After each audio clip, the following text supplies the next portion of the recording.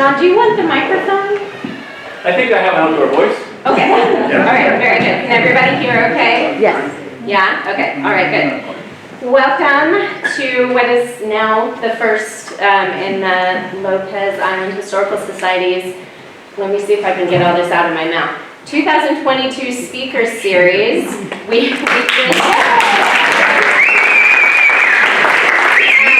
Just so all of you know, if you are interested, we have rescheduled the ReefNet talk for October 1st. So put that on your calendar. And I just want to welcome you all here. Thank you for coming on this beautiful evening. I know it's really nice out, so we appreciate you coming in. I'm going to do just a brief intro, sort of a land acknowledgement of sorts, and then I'm going to introduce Lynn Thompson, who has basically organized this speaker series. And I also want to thank all of our board members. If you're a board member and you're here, would you please stand up? We've got a few in the hall.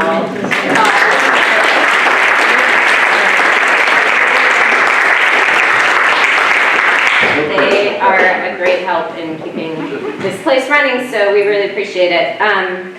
So I just wanted to let you know that the Lopez Museum is in the process of developing relationships with a few local and indigenous nations so that we can learn how to best support them, telling their stories. We have not yet developed a formal land acknowledgement because it's kind of a long process, and we hope that we will be doing that in the near future. In the meantime, I wanted to read to you a little part of our most recent exhibit, which is about the early history of the colonizers and the settlers and the local native people. So if you haven't been in to see it yet, I would invite you to come in. It's called Xwalek to Lopez, which is a little bit of a mouthful for me. But Xwalek is the native name for Lopez Island. So there is a plaque now when you walk in the museum, and it says, "Whose homeland are you standing on?" Indigenous people have lived on and stewarded Xwalek, Lopez Island, since time immemorial, maintaining villages and resource sites year-round. Lopez and neighboring islands are the traditional homelands or territories of the Lakhtamish, or Lummi Nation, the Saamish, the Samish, the Wasanich, Semiahmoo, Suk, Lekwungen, and Squalum. Many of their origin stories are of these islands. Many other relatives also have ancestral ties here, including the Swinomish, Skagit, Tulalip, Stillaguamish, and likely others that we don't know yet. Indigenous families have lived in longhouses throughout the San Juans into the mid-19th century. Due to the many impacts of colonization, few indigenous people reside on Lopez today. Yet these islands and waterways remain significant to the Coast Salish, who continue to hold cultural ties and exercise treaty rights to resources. They come for fishing, enjoyment, activism, tribal canoe journeys, to sustain traditional knowledge, to hold ceremony, and more. So with that, I'm going to welcome Lynn Thompson to the stage.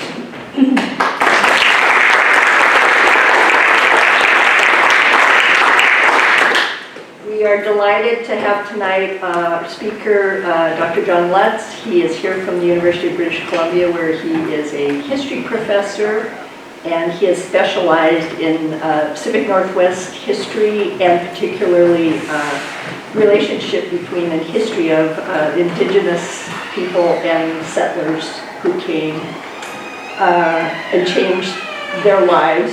And he talked to us at dinner about that he sees one of his purposes as an educator to be part or to further the reconciliation between indigenous people and the settlers, and it's an ongoing process, and we're all part of that.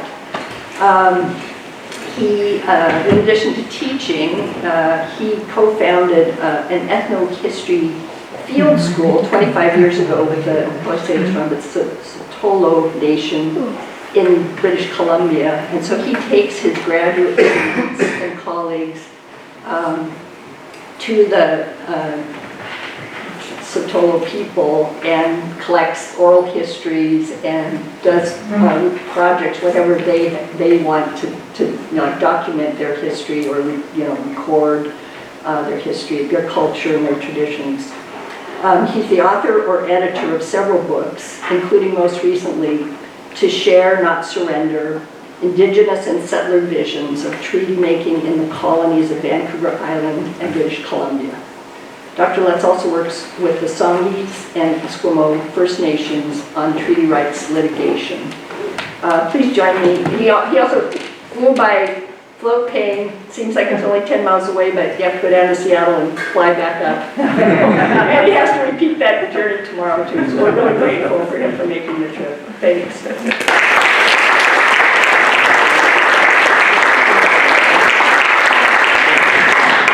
Oh, I'm so excited to be here. Can you hear my outdoor voice? Yeah. Oh, yeah. Am I spraying you in the front row? Oh, okay, that's good. So thank you so much for inviting me. I live in Victoria, as Lynn said, and I can see it from southern Lopez Island, and yet, well, I originally contemplated coming by car, and because the Sydney Anacortes ferry is not running, that would require essentially an overnight stay in Anacortes to get here, and I ended up flying as a result, which is an amazing flight on a sunny day, so that's a bonus too. And even though I live in Victoria so close, and now I know I can actually see Lopez from Victoria, I'm just looking at you from the peaks of Mount Douglas and Mount Tommy. I can see Lopez. I've been as close as Cattle Point many years ago to Lopez, but I've traveled Asia, I've traveled Europe, I've never yet made it to Lopez.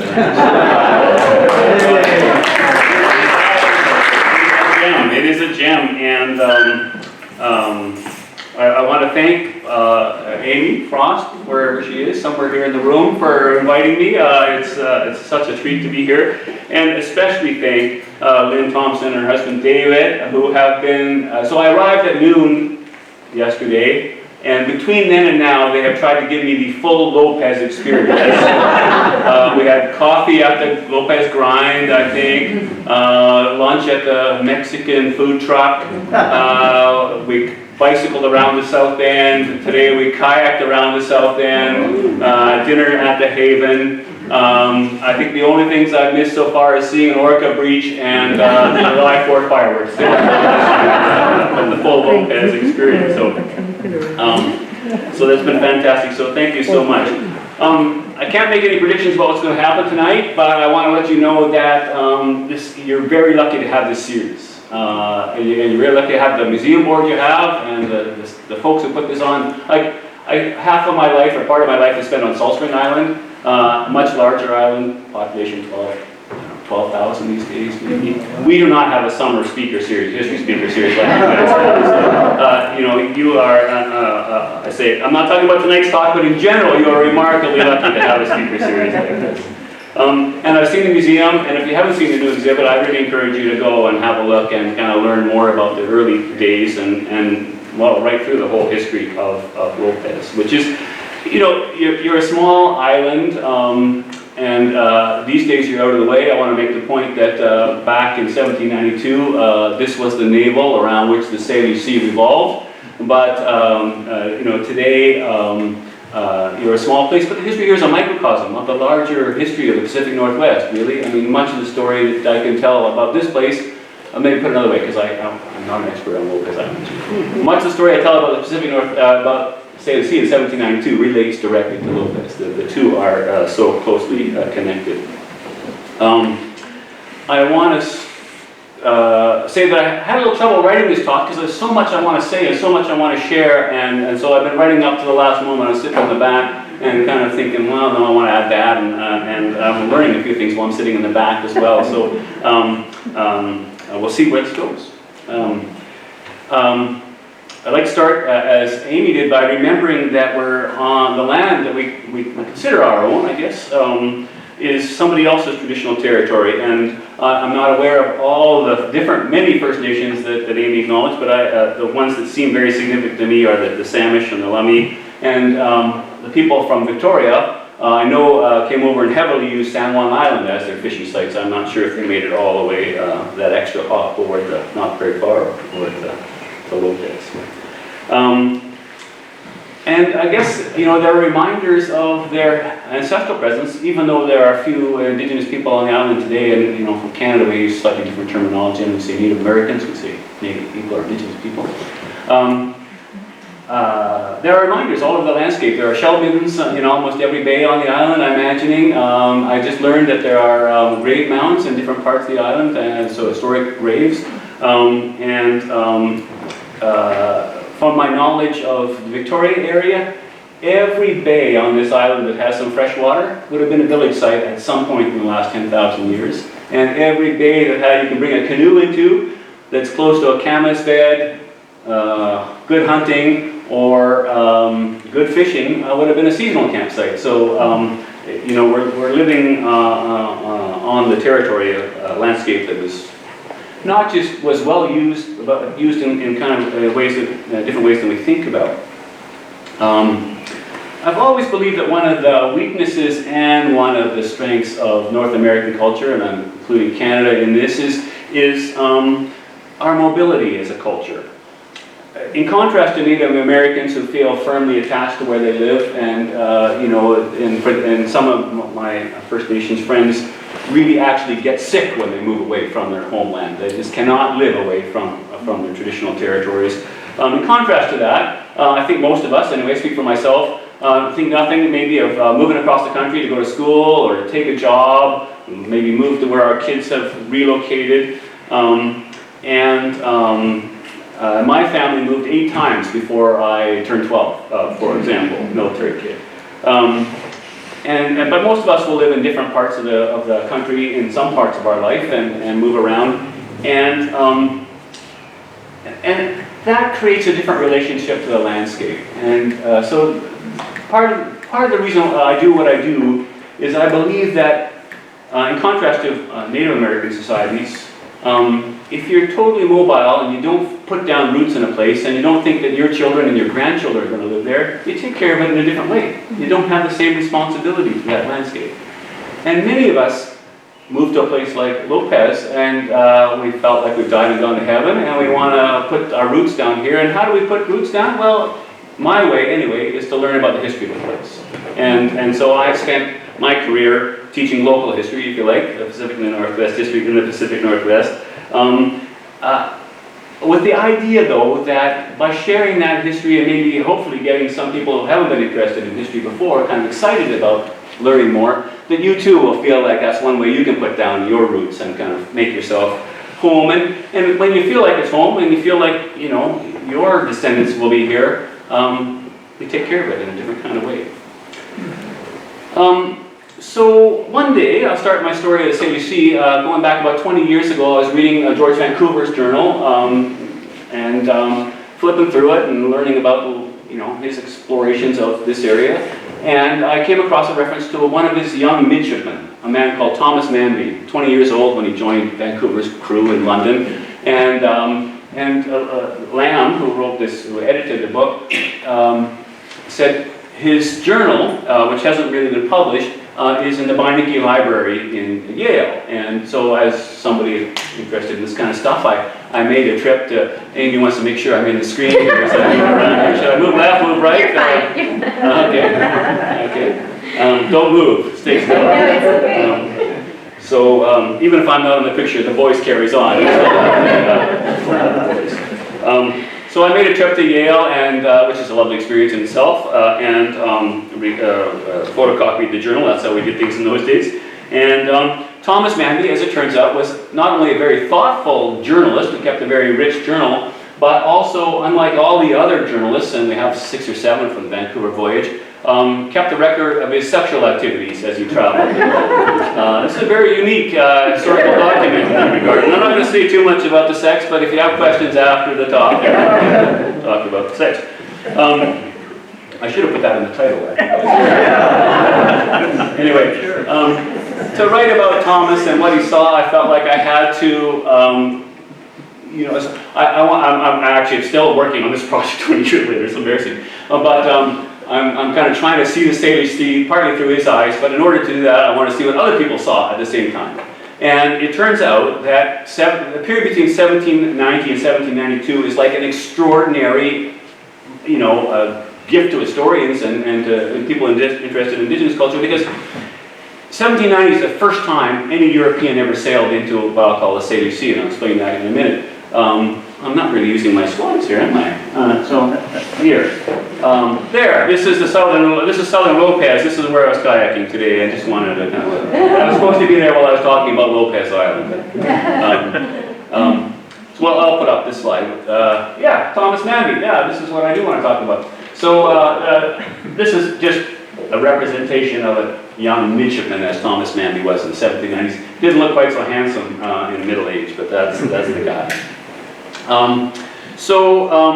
This 1790 was like no Europeans had ever been in this territory before, and then in 1790 a Spanish ship sailed in, Manuel Quimper. 1791 2 Spanish ships sailed into the bay. 1792 2 Spanish ships and 2 British ships, and all of these ships, most of these ships had a couple of journalists on them, people recording, and artists.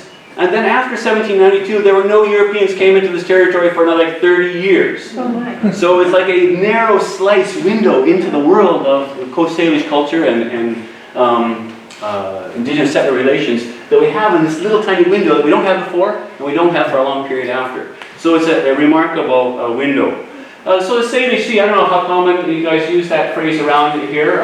It's becoming more common in British Columbia. I wonder if I have a laser pointer on this thing. Do I? No, I guess not. Anyway, the darker green areas, has been named by both the Parliament of British Columbia and the Legislature of Washington as kind of a secondary designation for what also includes the Strait of Georgia, Strait of Juan de Fuca, Puget Sound, up the Fraser a little bit. For those of you, honestly, I'm embarrassed because I don't know how much you all know about Native American history, and so I'm going to say some things that maybe seem way too simple for you.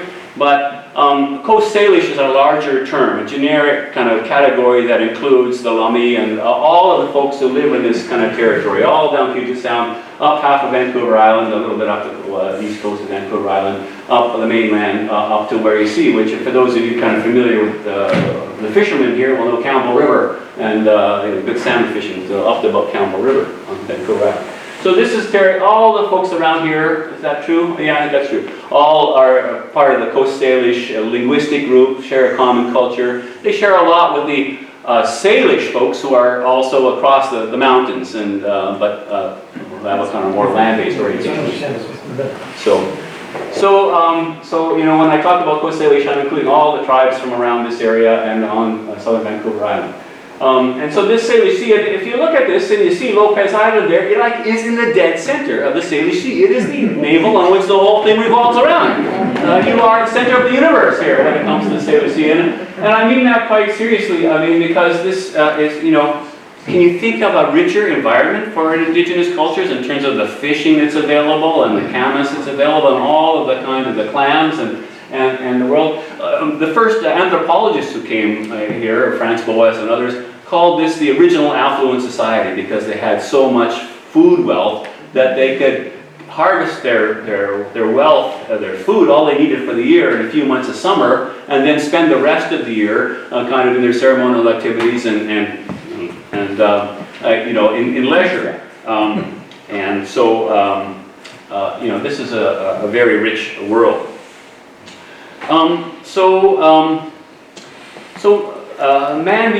Thomas Manby became my kind of introduction to the Salish Sea, I guess, and I started to see the world through his eyes and then partly through the Spanish and other explorers.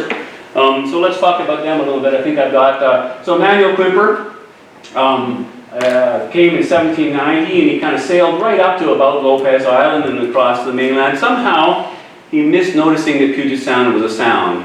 I hate to say this because it sounds maybe not racist, but nativist. The Spanish weren't very good cartographers, and they weren't the greatest explorers. Any Spanish in the community here? You'll see what I mean by it in a minute. This is a modern sketch by Gordon Miller. This is Francisco Eliza's Santa Santorina. And offset Turner Island, so just nearby, just north of us here. Mount Baker in the background, some kind of tide rip they're going through there, I guess. This is George Vancouver's discovery. Let me go back for a second. Look how small these vessels are. And let's get this one. I mean, this one I know they crammed 42 people onto this boat. That's a lot of people. But look at you know this captain's cabin, which is the biggest room. And the thing is 2 windows, and we're compact. We're compressed there, and I don't think they sailed very well. As you know, they weren't very sailor. The people were sailors. The boats didn't sail well. They're hard to sail. Vancouver ship a little larger. He had 100 people on the Discovery and less on the Chatham. And then in 1792, Galeano and Valdez, the 2 Spanish explorers, came in their ships, the Suto and Mexicana. And this is actually an image from, I think, Jose Cardero, who was on the expedition. So this is, you know, if you like, we didn't have cameras in these days, so this is like the best we have, you know, image of the time from the event. And it's not, he doesn't record where the image is taken, but this could have been taken off the south end of Lopez Island. It's definitely very close. Mount Baker's in the background. And it you know, purports to be that kind of first greeting of indigenous people meeting with their arms wide open, and you know, meeting the Spanish. And yeah, I'll talk about. This is an image that's in your yeah, it's in the museum, right? This image is this the one that's in the museum? Yes. Yes. So this is Bill Holmes' version of this, right? This is Holmes, you know, painted a modern version of that encounter. And I understand Bill Holmes was a resident of Lopez. He's kind of a local, which is really exciting. I've never met Bill, but I've really admired his work over many, many years. Yeah, so this is kind of a colorized and modernized version of what we just saw. Again, could have happened just off the coast here. Probably did. Okay, I don't think I want to get to there just now. These ships, tiny little ships, as tiny as they were self-contained worlds. They were like little spaceships moving around the Salish Sea. They, you know, they had everything they needed with them. They came provisioned. In the case of the British ships, they were traveling for 4 years. The Vancouver expedition left London. It was 4.5 years. The Spanish ships were coming up from Mexico, so a little shorter journey, but month-long journey. So they're floating worlds. They're all male worlds. They're rigidly hierarchical. You know, if you you know, raised your eyebrow at the captain, he could have you whipped, and he did sometimes. Vancouver was quite brutal as a captain in terms of whipping his crew. He's one of the most, you know, I digress, and this is going to happen, I'm afraid. Vancouver was a midshipman on Captain Cook's first expedition. He was the first, well, he was the second, Spanish. Juan Perez in 1774 was the first European to see the Northwest. James Cook comes 4 years later. Vancouver was a midshipman on, so was William Bligh. So was who? William Bligh, Beauty on the Bounty. Oh, yeah. Yeah, okay. Vancouver was a much harsher disciplinarian than Bligh, much harsher, flogged way more of his crew. So don't believe, you know, the movies. Where am I going with all this? I'm not even sure. Self-contained worlds. These ships are moving around. They're eating stale. Is that my phone? Sorry. Okay. My bad. I'm going to turn my phone off, though, now that you mention it. Where is it? It's my timepiece here. They're moving around. They're living off hardtack and you know, dried salted fish and stuff like that. And when they come into the Salish Sea, First Nations come up and offer them fresh food. And for these guys, this is a lifesaver. This is like, you know, not only is it tasty, but in fact, you know, to prevent scurvy and other things, you need fresh food. So I'll come back to that in a moment as well. But keep in mind that if a spaceship landed today on Lopez Island, Fisherman Bay, you know, you know, our approach to that ship would be something akin to what these indigenous people were approaching these very strange creatures that arrived on the boat. And one of my areas of exploration where I'm interested in is that first contact moment when settlers and Europeans first meet each other, and that kind of the tension and the kind of ambiguity. What are we going to do? Who are these people? Are they going to attack us? Are they friendly? Do they have things we want? Are they going to trade with us? And so all of this is going through, especially the minds of the Native Americans, and to some extent the folks on the ship. So I'm going to tell you a first contact story from the Salish Sea. This one has echoes around the Salish Sea. They're very similar stories from the Nooksack and from Nanaimo up on Vancouver Island. But this one comes from the Squamish, which is essentially Vancouver, the British Columbia. So this is a story, I think I want to go there, to Louis Miranda, Squamish elder. So this story comes from Louis Miranda. I think this is a Bill Home. Yeah, it is a Bill Home sketch on the board. So this is, I'm quoting, I'm reading from an oral transcript from Louis Miranda. What I'm going to tell you is something that was told often by our old people. It said, I got to stand back here. It said that Stammes was a big settlement at the mouth of the Squamish River facing the salt water. So it came one morning, an old man went down to the beach and looked down, and he seen what he thought was a drifting island which had some trees growing on it. He was very interested, so he went up to the house and he woke his friends saying, come and see.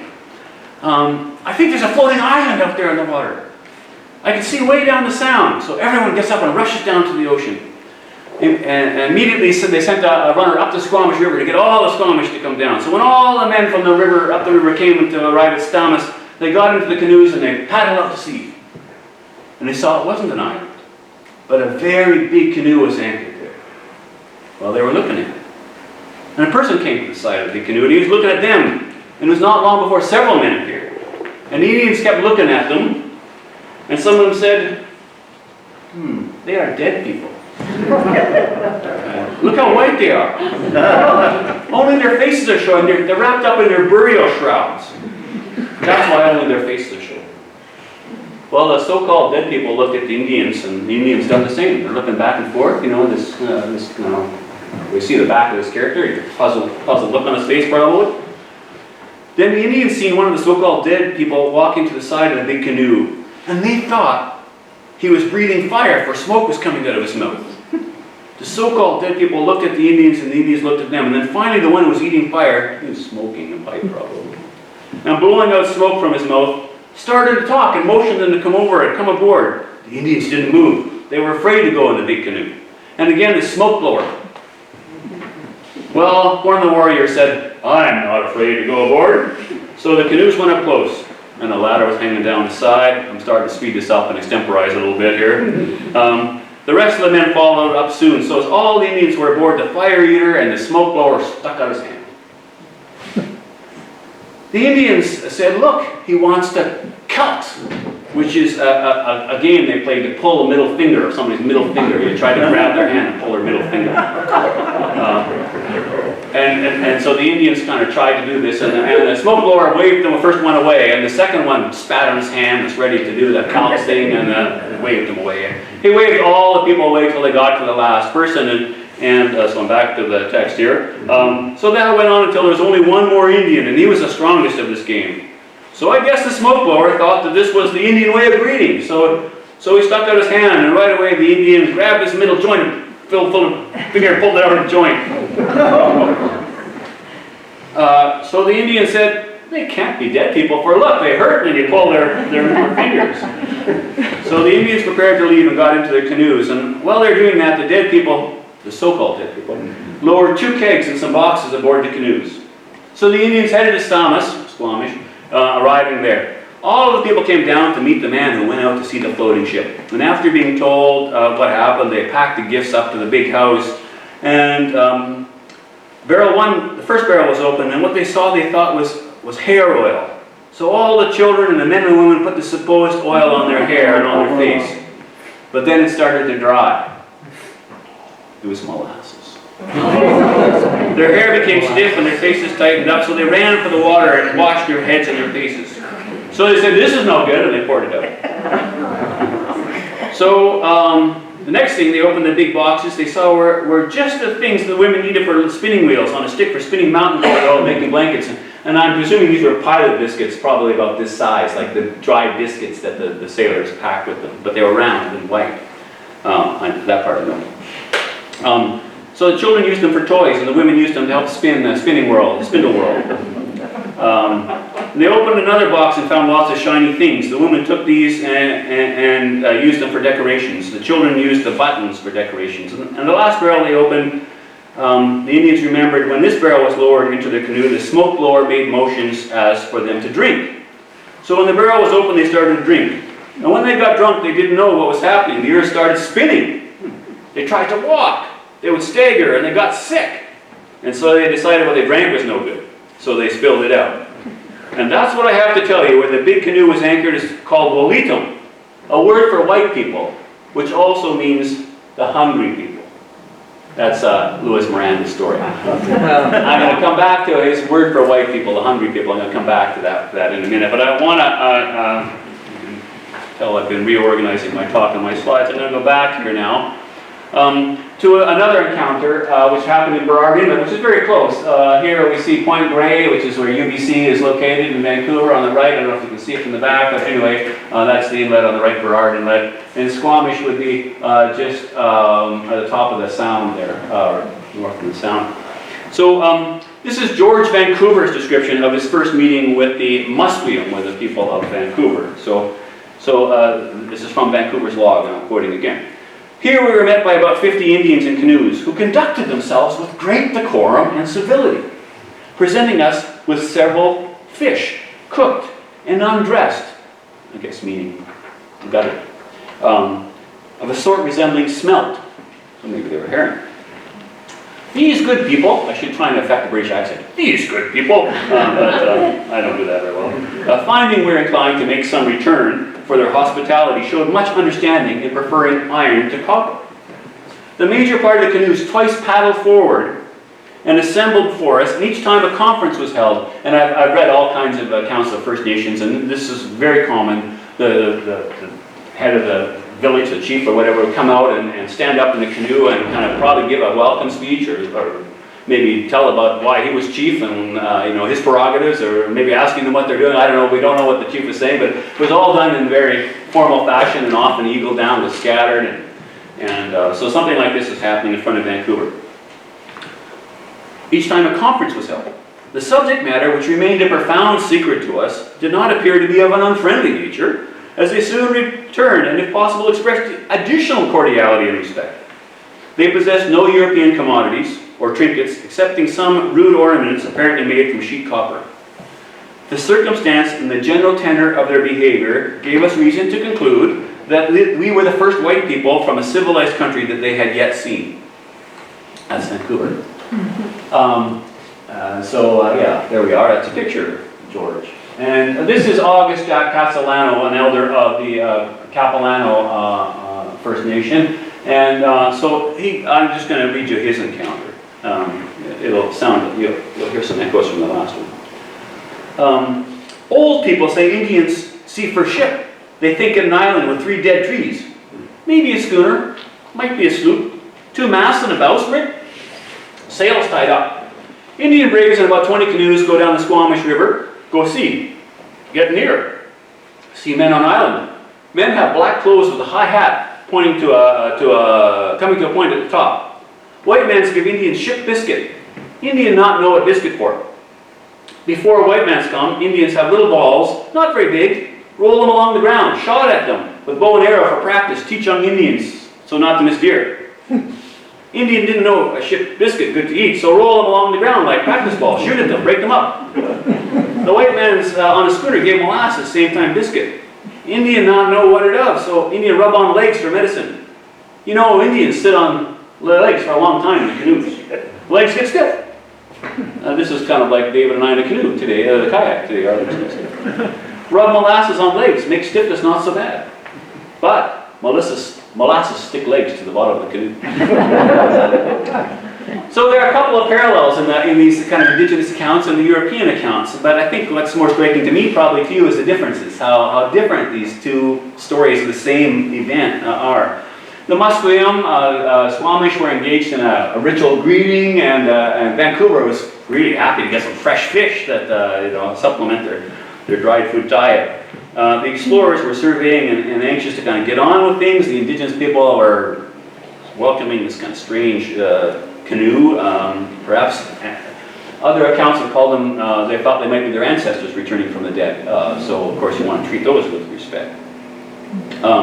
But the stories that the indigenous people tell are all about the biscuits and molasses. That's the most important thing from them.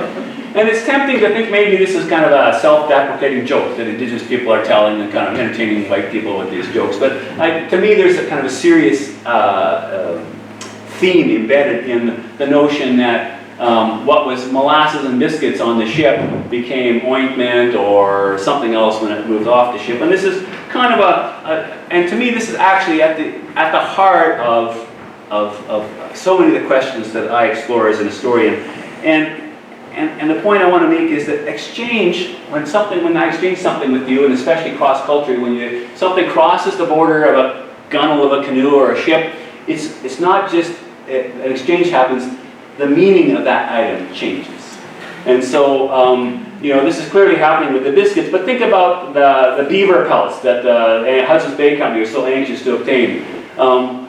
These were, first of all, when the beaver pelts, if they got to England, they took off all the outer fur, ate all that kind of nice fuzzy stuff, because what they wanted was the felt underneath that fur, that dense felt. And they made those into these, hats, and it was, I forget, no, it must be, I'll say King George, because they're all King George in England. So we'll just say King George started the style by wearing the beaver hat, and then all of Europe wanted beaver hats. So the Hudson's Bay Company would actually pay more for the old beaver pelts that native people had worn for a couple of years because all the outer guard hairs were all worn off and all was left was the felt. So the kind of dirty underwear of the indigenous people here were sent to London and worn as the top hats of the king of England. In the same way the biscuit and molasses, So all to say that when things change hands, and if you've traveled, to different countries around the world and you've bartered and kind of bought something in the flea markets of Bangkok or Paris or whatever, you've had that experience of both misunderstanding and how items change hands. And I don't know about you, but I go to, so I'll use an example, China, and bargain hard and save myself 3 pennies for something that way more valuable to them than 3 pennies means nothing to me. But I'll bargain hard because that's what I think I have. So this type of story about, I call this transformational exchange. This whole idea that something changes meaning when it changes hands. And so this is, of course, a recurring story. And there are many different, and I'm happy to talk about this later, accounts of first contacts. The first time an axe was traded, axe head to the Nanaimo people on central Vancouver Island, it was worn as an ornament rather than as a tool because this was such a rare item. Heavy ornament. So back to the hungry people, Hawalitam. So this is a Halkomelem word, and so there's a common language, I don't want to go back to my Salish Sea slide, but there's a common language spoken from the head of the Fraser Valley all the way down the Fraser Valley through Vancouver, across to Vancouver Island, and it's Halkomelem, and it's different dialects, so I'll just leave it there. Anyway, Hawalitam is a word in that dialect, and I think there must be it's very closely related to Straight Salish, which is the Lummi language and the Songhees language and stuff, so I imagine the word is a common, similar word. And it means hungry people. And so why would they call these Europeans hungry people? Well, I think until I read this, actually, until I read Louis Miranda, I thought it was a gold rush term. It came from the gold rush era. But if Miranda is right, it came from the 1790s. And I can only assume it's because these men were so desperate to get fresh food, and they would buy anything, the indigenous people. They brought a deer carcass, they brought fish, they brought sturgeon, they brought anything. These guys would buy it and eat it. And think about, this was a ship with 40 or 100 people on board. It takes a lot of food. Those ships had the same number of men as many small indigenous villages had in the whole village, especially the 100-person ship. So it takes a lot to feed that from a local economy. So you can imagine that may be the origin of Hawalitam, hungry people. But later when the settlers came to stay, they came for the gold, they were hungry for gold. And then they became hungry for land. And then they became hungry for just about everything, including the women. And so that Hawalitam has stuck, and that is the Halkomelem word for mead. by contrast, their word for themselves is Hualmuk, people of spirit.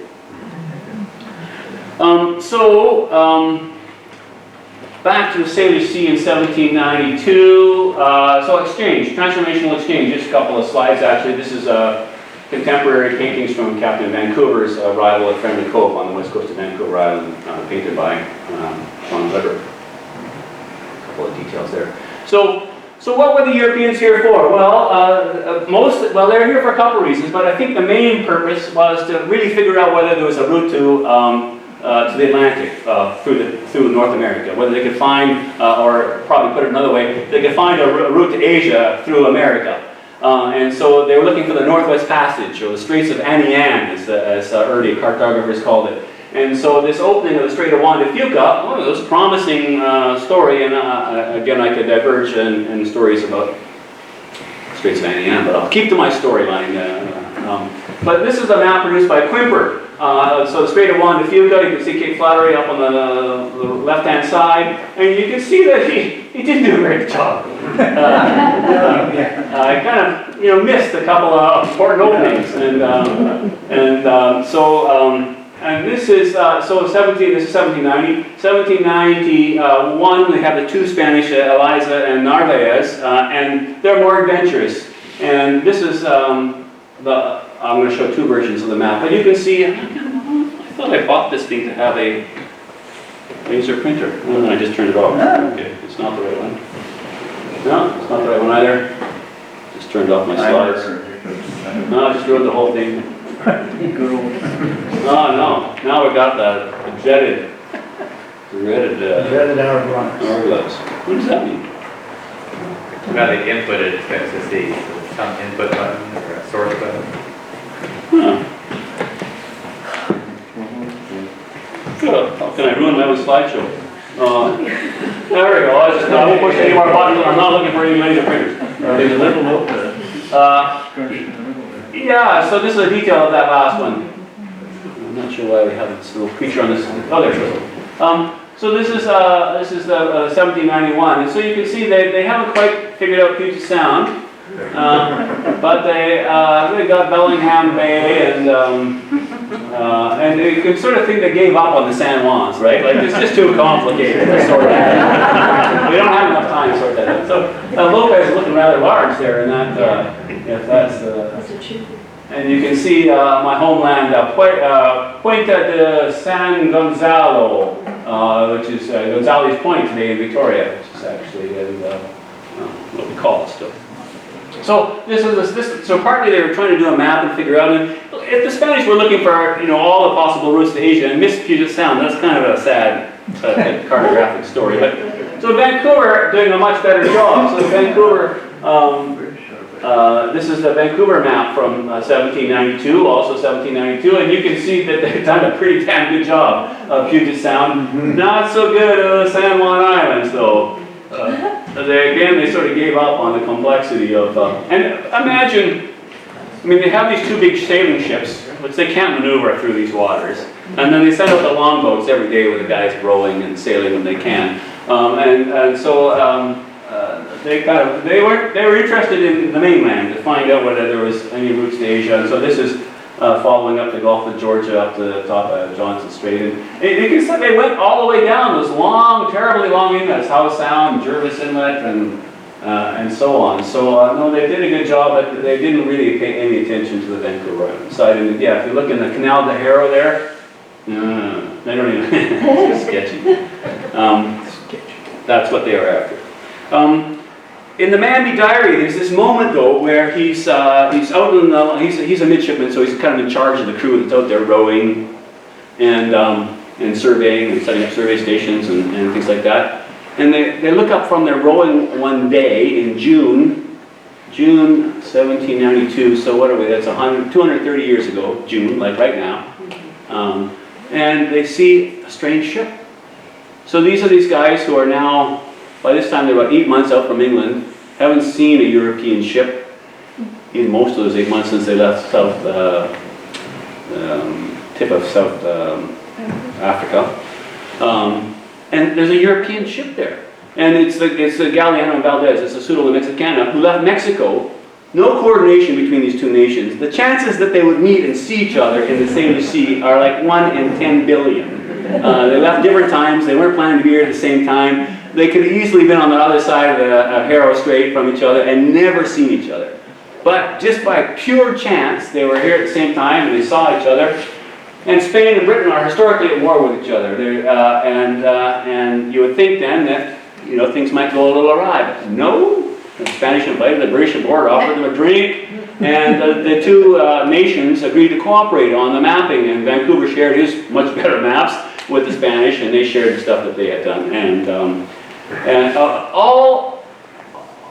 Even though there was only one man on the two ships who could speak English and Spanish. And you would think this is a bit of an oversight because Vancouver was actually being sent to negotiate with the Spanish around what's going to happen to Nootka Sound. But they'd forgotten to bring an interpreter, so just by chance there was one guy on board who was a lower level kind of seaman who could speak both languages. Okay. Vancouver, they're here for quite different reasons. They're coming from a different world than the indigenous people. They're here for different reasons, and they see the landscape in an entirely different way. So Vancouver sees this island. Some of you will recognize right away. It's Protection Island, which I flew over. That it's not my picture though, but I did flew over it yesterday, just outside of Puget Sound, and. What he sees in the landscape is an empty place awaiting colonization. And so he describes Protection Island this way. This is from Vancouver's Journal. I could not possibly believe any uncultivated country had ever been discovered exhibiting so rich a picture. Stately forests, pleasingly clothed its eminences and checkered its valleys. Get that out. Presenting in many places extensive spaces that wore the appearance of having been cleared by art, by human artifice, by human labor. He concluded that the general aspect was as enchantingly beautiful as the most elegantly furnished pleasure grounds of England. A picture so pleasing it could not fail to call to our remembrance certain delightful situations at Old England. Thomas Manby, my guide, said, few parks in England could equal this natural landscape, wholly inhabited by Indians and wild beasts. 50, 60 years later, British naturalist Berthold Seaman was on a British naval ship, was in Salish Sea, and he said, we thought we'd never seen a more beautiful country. It quite exceeded our expectations, and yet Vancouver's descriptions made us look for something beyond common scenery. It's a natural park. Noble oaks and ferns are to be seen in greatest luxuriance. Thickets of hazel and the willow, shrubberies, I'm thinking Monty Python when I say shrubberies, of the poplar and alder are dotted about. One could hardly believe that this was not the work of art. Well, in fact, it was the work of art. These were the cultivated camas fields of the Coast Salish people who burnt off the landscape every couple of years in order to allow their main carbohydrate crop to grow. But I'll come back to camas in a while. Manby describes the surveying expedition. He says, and so they're right now the ship. The part of the journey I'm describing is right now they are in Port Discovery near Port Townsend and heading towards Port Townsend. After rowing about 20 miles, we arrived at an opening about 2 miles broad. A very rapid tide was rushing in, which pronounced it of some extent. It branched off the arm in two arms, one of them turning easterly, the other to the northward.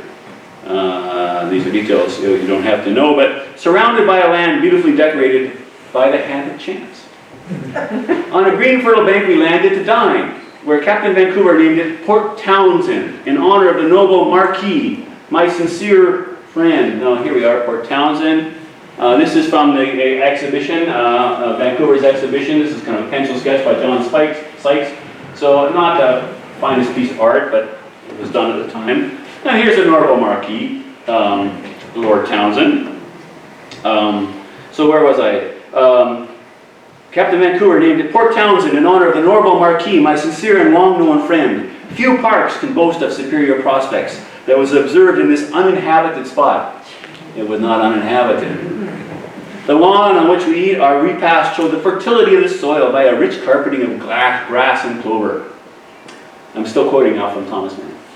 The next visitor to this remote region, should he by accident saunter onto the plain, he may have his curiosity attracted by the same object that drew mine, a clump formed by 5 prodigious cypress trees. He means cedar trees. On one of the most stately of the number, I carved with my knife, Anne Marie Townsend, T.M., Thomas Mann, 1792. And whoever thou art, traveler, know that she possesses every beauty as a woman, as this unequaled cypress tree does, without a fault or a blemish. She's a pattern to the world for goodness and virtuous life. On joining my party, I found them ready to depart. But I asked them, I therefore only wasted a moment to mix a jorum of grog, a pitcher of rum, which I passed around with some honest fellows to the health of my dear and respected Townsend friends. So Thomas Manby, his mentor, that's the right word I'm looking for, his patron was the Marquis of Townsend, and he was in love with Townsend's daughter, and so he's carved her name on a tree in Port Townsend. And if you go to Port Townsend today, you can see that tree. That's not true. Possibly you can. So what do we learn about Salish Sea in 1792? He says, getting on in time. Maybe before then, I'd say the Europeans are moving around and they're claiming possession of the land as they go. And I'll just read to you something from Emmanuel Quimper, who was 1790. He is just off Souk on Vancouver Island, just a little bit west of Vancouver. And he says, I immediately embarked on the longboat with the pilots and with the greater part of soldiers and sailors in armed canoes to take possession of the port. We carried the Holy Cross, which was to be planted on the shore. I disembarked and performed the ceremonies which the instructions prescribe, except those which pertain to the chaplain, as we had none. I planted in the name of His Catholic Majesty Carlos IV, whom God guard, and then this very God guard, blah, blah, blah, blah, look after him for a long time, and all his dependencies and all that kind of stuff. I gave it the name the Revilla de Gego, had 3 salutes of fire to musketry on the shore, and one from the sloop of 21 shots, so you can, 3 muskets, shoot fires, 21 guns. We claim this for Spain, and off they go, and the indigenous people are left kind of, well, let's take down that cross right away and use that. The nails are useful.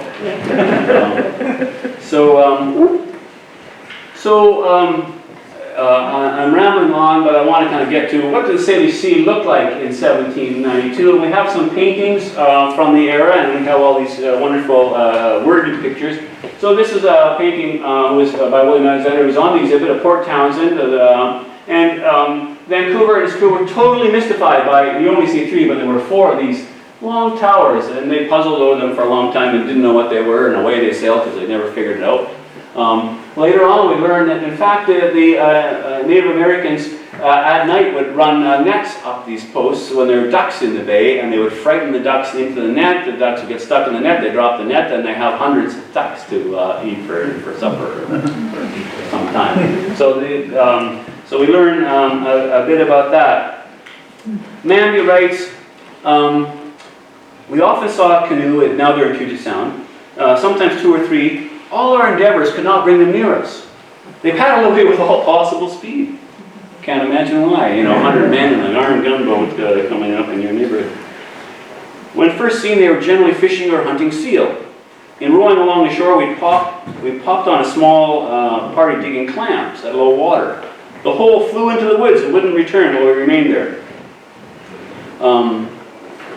About 6 miles from the head, we stopped at a small village. Every inhabitant expressed their, he says, consternation, I'll say interest, by taking immediate flight. We could plainly hear them in the interior part of the forest, shrieking aloud and their dogs yelling to a very great degree. And he describes the houses and how people lived. He says, the huts were constructed by a broad planks resting on rafters. A large fire was burning in the middle. A number of salmon were extended on sticks that hung in the smoke for the purpose of drying. Some plums were roasting. And I actually don't think they were plums. I think they were probably camas bulbs that were being roasted, but I don't know for sure. 2 baskets full of these testaceous fish, with part of a fresh seal lay by the fire, and bladders of oil were suspended around the habitation. So we learn a lot about what was the First Nations. This is, they didn't give us an image of any of the First Nations houses around Puget Sound, but this is the northern part of Salish Sea. And we see a friendly village at the mouth of Butte Inlet with kind of, I would say, more typical Coast Salish houses, which I think is what he's describing. Here is, again, a Coast Salish village at Cape Mudge, just off today's Campbell River. And we can again see the kind of houses that, that Mandy is describing. Now he says at the head of Puget Sound in the village, most of the men were naked. Some few had a skin of an animal hung around their shoulders. The women didn't leave their habitations, but continued their occupations of smoking salmon and attending their culinary pursuits. And this is part of Mandy's attention to women. He paid attention to women wherever he went, and these women didn't draw his attention. He says, few of them possessed very engaging features, and the profusion of train oil, whale oil, that lay on their skins prevented my making those minute examinations I would otherwise have wished to have done. Their black eyes usually prevailed, but being destitute of animal fire were scarce worth looking at. They wore the skin of deer or beaver around their middle and another on their shoulders. The ears of all were perforated and pieces of glittering shells were placed in them. Fish they bartered with us and readily disposed of their bows, arrows, and spears for our trinkets.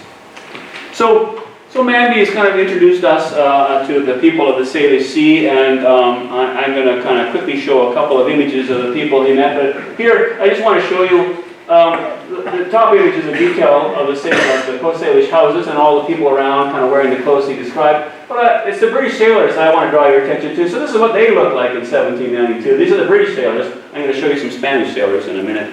They're different.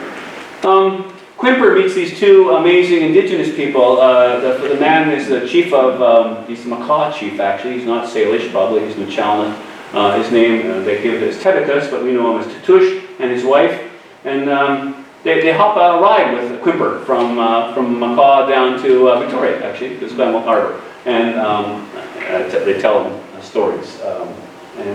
Here, Spanish had, this is, I think Thomas Soria painted these images in 1792. So the chief from Langara near Vancouver, two chiefs from the Nanaimo area, and so you can see these aren't the prairie headdresses that you know we sometimes get used to when we think about what Indigenous people look like and how they were. But you see quite a range of styles, beautiful blankets that they're wearing, lots of beads. These are cowrie shells maybe, but also dentalia shells, the man on the left. So now I want to show you a few Paul Kane images. So Paul Kane is an artist that came to he came to the Columbia River and then to Fort Nisqually in Puget Sound and then to Fort Victoria in 1847. And he left us, again, before the camera, he left us this rich visual world, which is not 1792, but I think things hadn't changed very much. So I want to show a few of these images before I wrap up here. So canoes returning from gathering camas, and again, I don't want to try finding a laser pointer here.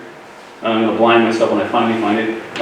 But on the left, central left, between the two houses, there are people carrying these big baskets full of camas that they've harvested from different parts of the region. This is what the Coast Salish lived in their summer camps. And they would weave these houses out of mats, tule mats, and other things. And so this is their summer tents, camping for when they're at the reef net sites, probably, when they're away from home. They're living in these. This is an interior shot of, I think I'll go to this house first, yeah. So this is, I mean, they call them longhouses for a reason. Some of them are like 600 feet long, and you know they're easy to kind of add on to. You just kind of knock down the wall and add another set of rafters and extend the house. And so this is in 1847, but I think almost exactly how people would have lived in 1792. And only because of my time is, I'm running out of time, just point out the dogs on the right-hand side, the far right-hand side. There's two dogs sleeping there, and maybe one in the background. If I go back here, this woman is weaving blankets out of these wool dog hairs, which is unique to the Coast Salish, that they wove. They kept these dogs separate and they sheared their wool. The explorers in the 1790s talk about being offered these blankets for trade. So Paul Kane So I want to very quickly talk about Camas. Sometimes the indigenous people, the Wasanic people near where I live, call themselves the salmon people. But I think you could just as easily call them the Camas people because, well, salmon provided most of the protein, their starch and their carbohydrates mostly came from the bulk of the camas flour, and they were able to keep their camas patches alive. This is Victoria's Beacon Hill Park, this image. And that's a plant on the left with the bulb that would be normally underground. And I understand it grows in the wild areas of Lopez Island as well, Iceberg Point and other places people have told me. So not only is it beautiful, but it's also a reminder that this was a managed landscape, an agricultural landscape. And here's a modern artist, Michael Kluckner, kind of suggesting kind of how it might have looked close to Fort Victoria. Just because, and I know I'm trying your patience for time, but just because it's so germane to where we are, I want to talk about George Gibbs, who was exploring, he was an amateur ethnographer who was exploring the San Juan Islands in 1859. And he, so I got my quote from here, he says, he's on Stewart Island. And so first of all, he goes to Lopez Island, first of all, he goes to San Juan Island. He doesn't mention Lopez at all. I don't know how he could have missed it. He says, now he's on Stewart Island. We reached our camping site on the eastern side of the island at the head of the bay. Some of you who know Stewart Island might be able to locate this. On the right-hand side of the bay, going up near its mouth, is an Indian lodge. 1859 we're talking about. Just as the gold rush in BC history. And on the left-hand side, about halfway up the head, is another lodge. These lodges are deserted now, and probably occupied during the fishing season by the Cowichan Indians. And the Cowichan Indians at that time becomes kind of a fairly general term for Vancouver Island Indians. The lodges are very large. Each could probably shelter 600 or 800 Indians. These are big structures, right? Long houses. They also call them big houses where I come from. We climbed a steep hill behind the camp. The slope of the mountain behind, facing towards the south, had been dug up a great deal by Indians gathering camas roots. We found more of those lines of cobblestones about 100 feet long that we'd seen on San Juan Island. I just encountered this about a month ago, and I'd never heard of these long lines of cobblestones. So the indigenous people are clearing their fields, piling up the stones so they can more easily dig up the camas. We observed a number of round holes in the rocks about 12 inches in diameter, about 18 inches deep, resembling holes often found in the rocky channel beds of rapid rivers. But there's a border of cobblestones arranged around these holes, which, like the lines of cobblestones in the vicinity, was undoubtedly the work of Indians. So we come across camas roasting pits, I think, where they roasted the camas. So before I kind of wrap, I want to talk about one of the other things that the explorers observed, which is scarred faces and missing eyes in indigenous people. And this is a result of smallpox. And so when the European explorers arrived in 1792, they found indigenous people only in the Salish Sea, and this is kind of interesting, because the smallpox evidently didn't get to the Nuchalnath, and it didn't get to the Kwakwaka'wakw to the north of the Salish Sea, but came up from, we're pretty clear about this now, and the evidence is good, came up from Mexico via indigenous trade routes, from trade partner to trade partner over the course of a couple of years, made its way to the Columbia and then to Puget Sound and to Salish Sea. And we know about it because the only way we know about this is because these guys were there in 1792. And, well, there's some oral histories too, but those we can't date. But just from one of the observers, Peter Puget, he writes this, in Birch Bay, so near here. This doesn't appear to be much inhabited, but if we may judge from the deserted villages, it was once more numerous. Surely this cannot proceed from a diminution of the race, he says, but maybe it did. Later on he says, in their persons, they, the Coast Salish, were apparently more stout than the Indians we had hitherto seen on the coast. Of the three in the canoe, two of the three in the canoe had lost the right eye and were much pitted with the smallpox. Smallpox, when you get it on your eye, causes blindness. You lose your eye if you get the smallpox on your eye. Edward Bell, on also in that Vancouver expedition, said they came across a mass grave. This is in Port Discovery. Some bodies were wrapped up in mats and skins and laid in canoes, while others appear but recently dead were thrown into a deep hole in earth and not covered. And he says recently dead, and we think the smallpox epidemic was probably 1782 or 1783. he's there 10 years later. But indigenous people did not dump their bodies into mass graves. This is not how they buried their dead. It's not how they buried the people they killed in war. So I'm thinking that this may be a mass grave from smallpox, but we have other evidence that it was. Smallpox, smallpox, you know, it's odd that we're talking about this in a day of COVID and people are wearing masks around here, because smallpox spreads exactly like COVID. It's an aerosol, spread through aerosol drops, you remember how, I'm sure this happened in the States as well as Canada, but when the first smallpox happened, we were washing all our vegetables and we didn't want to touch things and be able to wash our hands all the time and all that kind of stuff, you know. Don't touch anything that comes into your house because the smallpox virus could be on that. And now we don't care about our groceries, just bring them in, right? Smallpox, viruses, smallpox and COVID do not live a long time on doorknobs, and they do not live a long time on blankets. Viruses, die in the sun. And so I mention this because there's this trope of the smallpox infected blanket that Europeans, that many people believe Europeans traded into indigenous communities. You know, it probably happened from time. Well, there is one documented case in the U.S. and one in Canada where people tried to trade smallpox infected blankets into indigenous communities.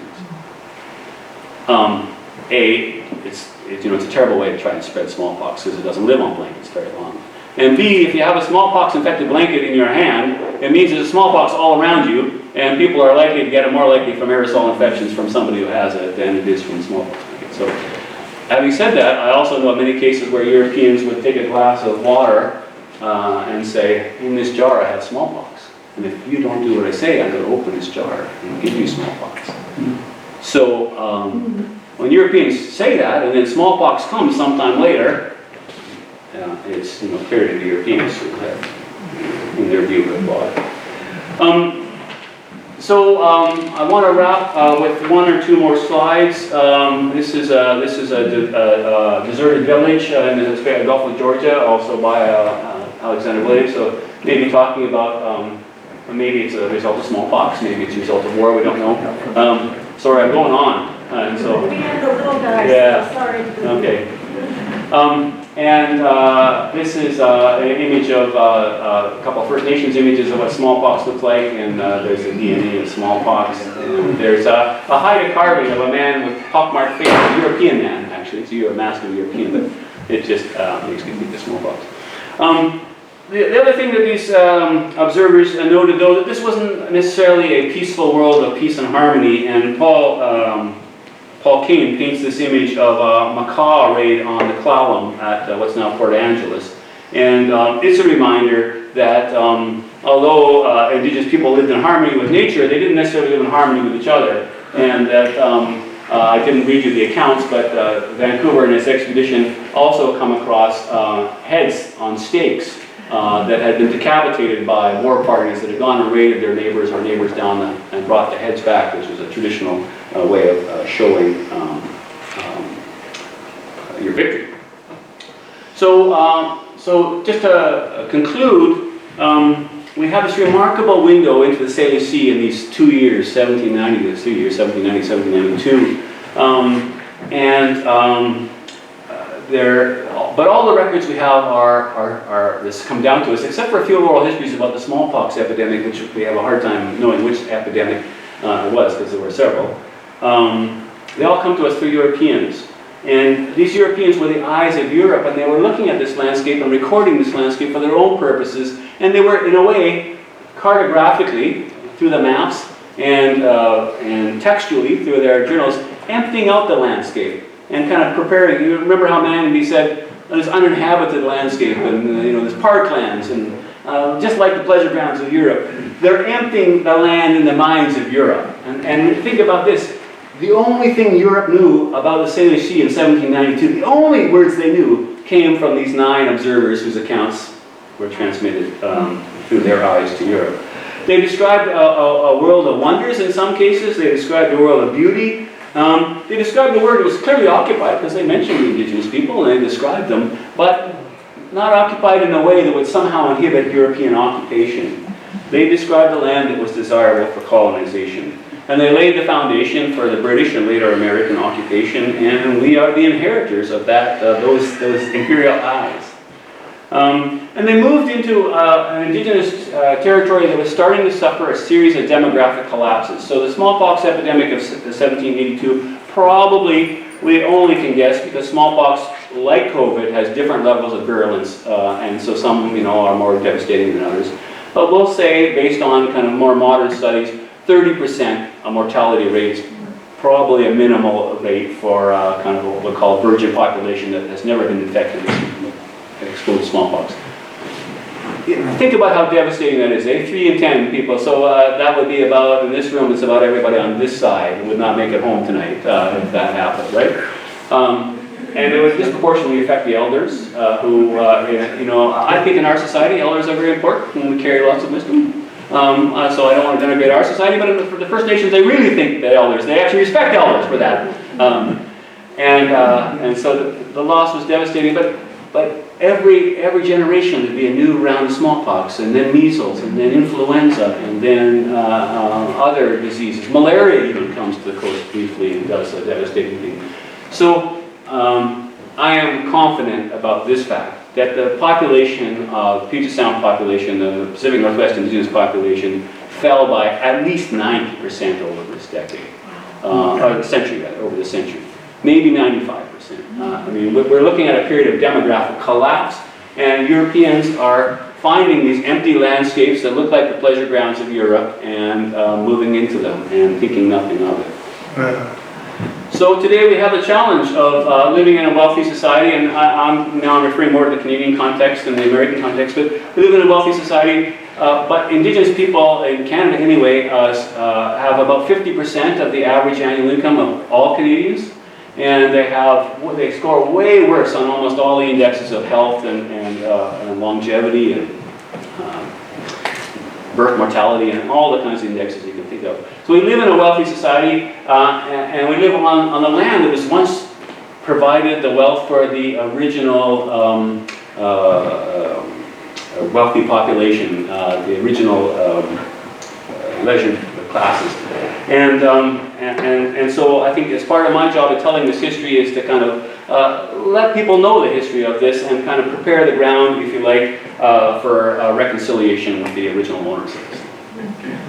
I've taken you a long time to tell that story, so I'm stopping now, and if you have any patience with me, I'll be happy to answer questions.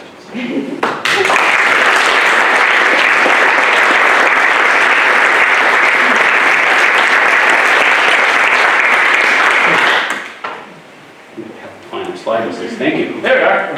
Thank you. And I am honestly really excited to be here on Lopez Island, and I'm going to come back. If I have to take my own kayak and paddle my kayak. So yeah, question here is, Amy, do we have to wrap up or? Oh, no? Yeah, questions. I got a question here, and I see a question. Are there any written records from the native side at all of what life is like? Well, so they didn't have a written language. They didn't have a way of writing language, but they carved their history into wood in certain ways. So local people here weren't what we call totem pole carvers. That tradition of that totem pole out in front of the longhouse, that's kind of starts in northern Vancouver Island and heads up into Tlingit territory. But here they carved house posts. So those big longhouses, the wealthy chiefs, the CM, would often have a carver do some elaborate carving, and those were meant to tell stories and record their history. There are also pictographs and petroglyphs, so rock carvings and rock paintings, which tell stories which some people think they can decipher. Some of them, most of them are a bit puzzling to modern observers. So the short answer is no, they didn't leave any kind of traditional records, but I think if we were better at reading and understanding some of their other ways of recording history, and of course, there is a lot of oral history out there, and anthropologists start coming to this territory, Gibbs in 1859, and they start writing some of this stuff down. And so, Gibbs is actually seeing a world that's totally being transformed by the gold rush and stuff. But the people he's talking to, if you're 80 years old in 1859, you were a kid when Vancouver was around. So those stories, are historical. Yeah. Question there, and then I see over here. Hi, when we came here 18 years ago, my wife and I joined the board and we got involved in a lot of the programs at the museum. And I read everything about the 1790s and I learned a lot from you tonight that filled in a lot of gaps. One of my big questions is, I read a lot about the ships and how they came together in June of '92, and I learned about sailing and rowing and meeting natives, but I never read anywhere where they landed, what island, what part of the island. I read one part about Spanish on Flat Point and the one that hinted in the south end for the British, but do you know what part of which islands they actually set foot on, boots on the ground? Yeah, you know, I don't, is the short answer, but Googling Lopez Island is, this is, as a historian, this is one of the skills I have. Google Lopez Island. Yeah, check it out. And I came across a website which said, and so I've actually read all these journals, but I wasn't reading them with that question in mind, right? So, so it doesn't come to mind, but on the website it said that,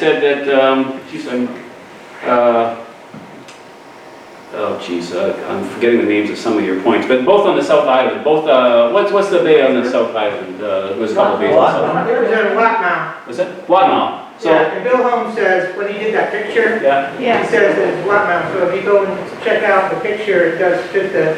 Oh, okay. It does. Okay, Yeah. all right. So one of the websites, and I'd have to look at the Spanish accounts to verify this, because I don't want to break it to you, they can't believe everything you read on the web. It says Watmouth Point, where the Spanish landed, and the British landed. They gave another location, but also I Google mapped it too, and they're both right on the south end, near Watmouth Point. Probably makes sense that they wouldn't have navigated the channel in between San Juan and Watmouth Point. It is like a wedge that sticks out into the Strait of Georgia, right? So, yeah, it makes sense. Yeah, so sorry, I can't answer that question. I know why I'm looking at you when you asked the question, but yeah. With all the emphasis on Camas, both culturally and in the journals, did any of the sailors ever eat it? I don't have any, oh yeah, so, yeah, I'm glad you asked that question. Let's start again on that part of the talk. Thomas Namby says, a small party of Indians who supplied me with salmon and a basket of roots, not much unlike small potatoes, and a little inferior in taste to them. So he may have been referring to a Wapato, or he may have been referring to Camas, so I'm not 100% sure.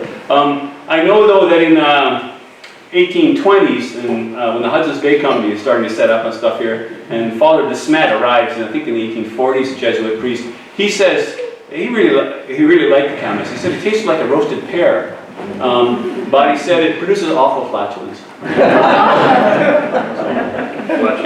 And I myself, I'll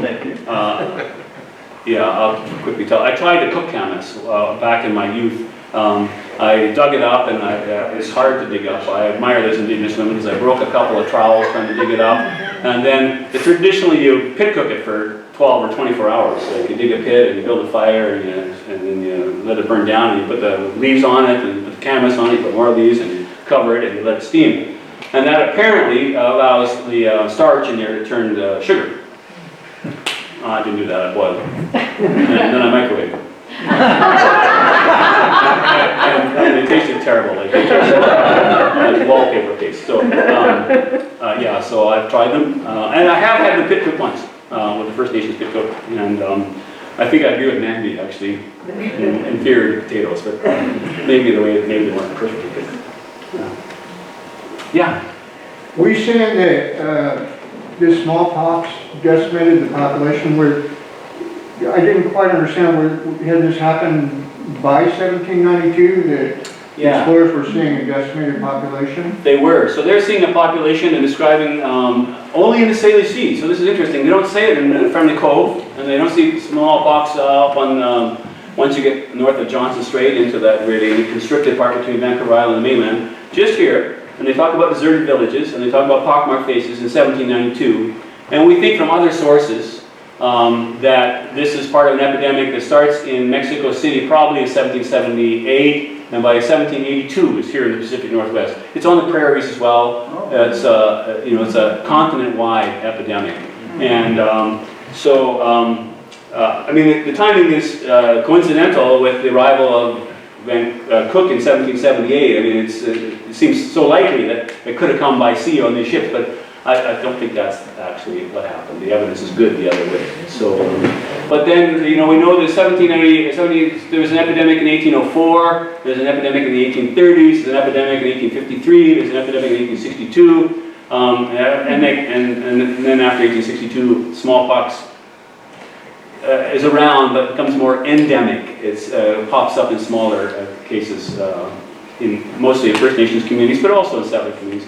In those days, vaccination, well, by the 1860s, vaccination is available and around, but, and the First Nations, many were vaccinated in 1862 when the epidemic broke out, but many refused vaccination because when a white guy comes and says, I want to stick, something in your arm, I'm a bit suspicious about that. So many people, if you think about Indigenous traditional medicine, somebody, taking something from somebody else and putting it in you, or if they even told them from a cow, cowpox vaccine. A lot of people will refuse that. I hear even today there are vaccines. So talk about, when we were talking about this, talking in advance about the British and Spanish observing a complex world, and I'm just wondering to what extent they could see the the organization of the tribal people, of indigenous people, how they operated.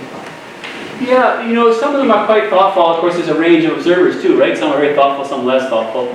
I think it's Puget who says, really we have no idea what their spiritual world is like. We're just not spending enough time with them. Some people call them cannibals, but I doubt that. I think he says.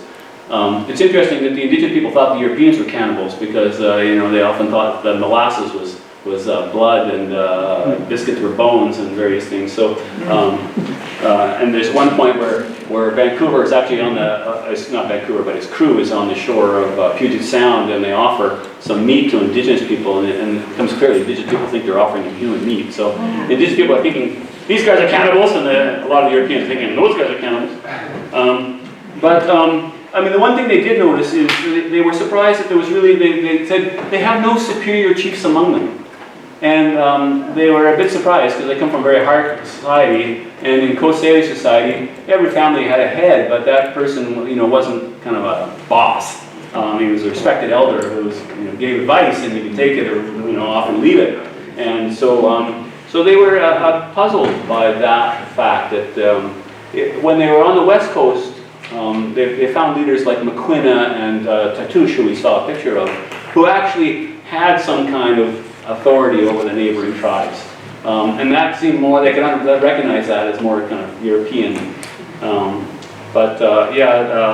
It's not so much in this period where they're not really trying to get the indigenous people to do anything, but later on when, in the 1820s and the 1830s and 40s, where Europeans are trying to, motivate indigenous people to hunt beaver or whatever, there's no leader that they could go to who would say, okay, I'll get my guys and we'll all go do that.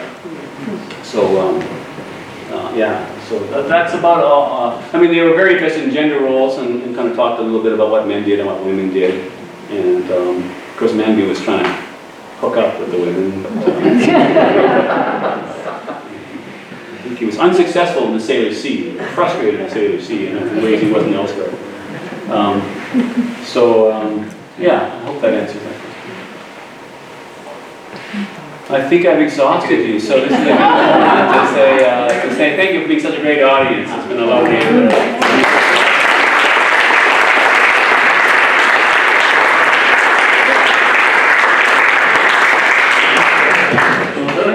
What's the next talk, Amy?